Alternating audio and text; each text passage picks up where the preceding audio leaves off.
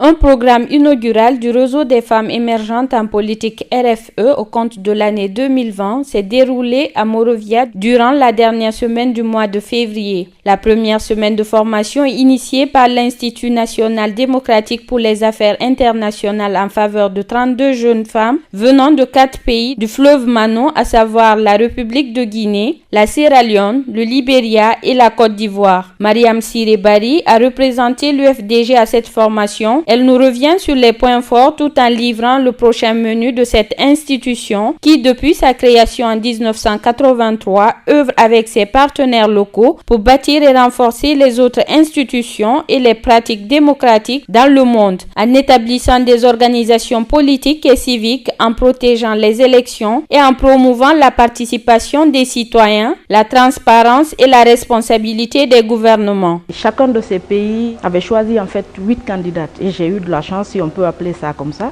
d'être retenu en Guinée. Mais je n'étais pas seule, comme je l'ai dit, on était 8, donc d'autres partis politiques et une dame de la société civile. Ce programme a été initié par le NDI qui de tout temps fait la promotion de la représentativité féminine dans les instances de prise de décision. Donc le NDI espère ou pense en nous accompagnant que nous pouvons être des femmes leaders de demain. Nous avons eu de brillants formateurs, ils ont cru en nous et nous avons appris beaucoup de choses. Certes, nous étions des femmes confiantes en arrivant, mais cela a encore augmenté parce que l'intensité nous a permis de plus croire en nous et de comprendre que nous femmes, nous sommes capables de faire des choses extraordinaires. Donc moi, je me dis que c'était une opportunité, nous avons pu la saisir. Aujourd'hui, je reviens en femme plus confiante qu'avant. On retient de cette formation des points saillants comme la confiance en soi,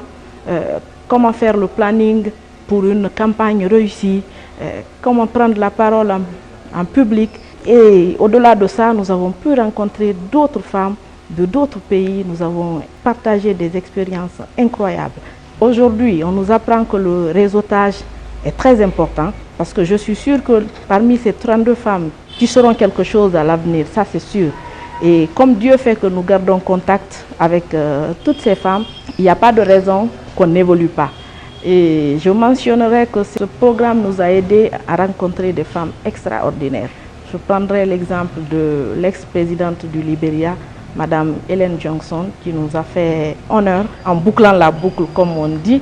Elle est venue nous raconter son histoire, comment elle est venue en politique, comment elle s'est battue. Ça n'a pas été facile, mais elle a cru en ses rêves. Et un jour, nous l'avons tous vue, elle a été la première femme présidente de Choiseul, et on peut même dire en Afrique. Donc c'était une belle expérience. Le prochain voyage, je crois, va être dans 3 mois. Nous serons en Côte d'Ivoire. Mais en attendant, pendant ces 3 mois, nous aurons des formations au siège du NDI Guinée chaque mois. L'heureuse participante à cette formation encourage toutefois ces femmes qui aimeraient emboîter le pas. Et déjà, je vais rappeler que dans cette formation, nous avions une femme handicapée qui était dans une chaise roulante, qui était de la Sierra Leone. Nous avions une malvoyante et puis nous avons une femme nourrice qui avait son bébé de 3 mois, qui vient de la Guinée également.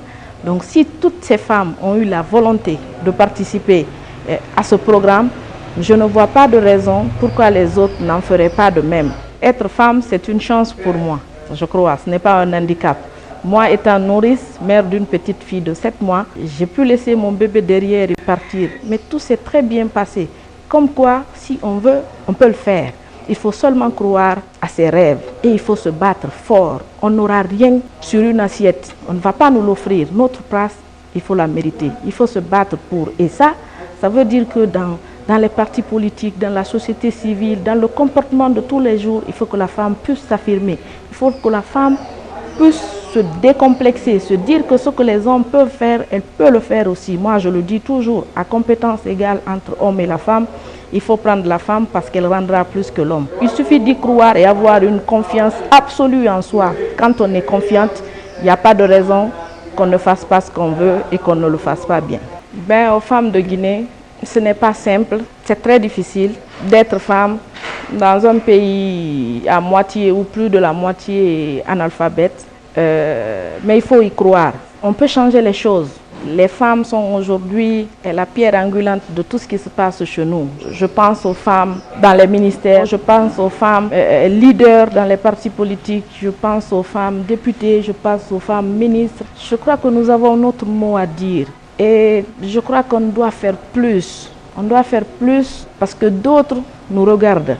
Nous qui avons peut-être la chance d'évoluer dans des partis politiques et à des positions qu'on pourrait dire satisfaisantes, il ne faut pas se contenter de ça. Il faut aider les autres, il faut les tirer. C'est ensemble, unis, qu'on pourra être très forte.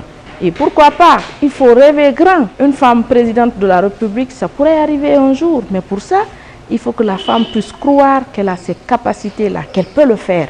Et ça, c'est nous aujourd'hui qui avons commencé, qui pouvons leur donner cet espoir. Donc c'est un appel fort que je lance à toutes, de faire en sorte que là où tu es, que tu aides celles qui sont là déjà. Moi personnellement, je prendrai un exemple sur moi. Ma petite sœur, elle est réticente à l'idée de faire de la politique.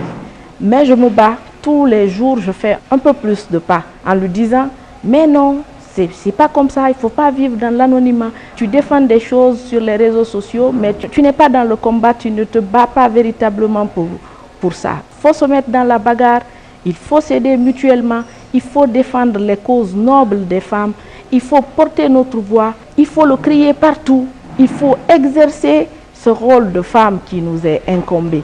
Mais rester tranquille ne changera pas les choses. Donc à nous qui nous affirmons petit à petit, on doit encourager d'autres à faire comme nous ou plus que nous. Pour rappel, le NDI, avec l'aide de son partenaire et de professionnels bénévoles de plus de 100 nations, rassemble chaque année des individus et des groupes pour partager leurs idées, connaissances, expériences et expertises dans le but d'améliorer la réactivité de la gouvernance.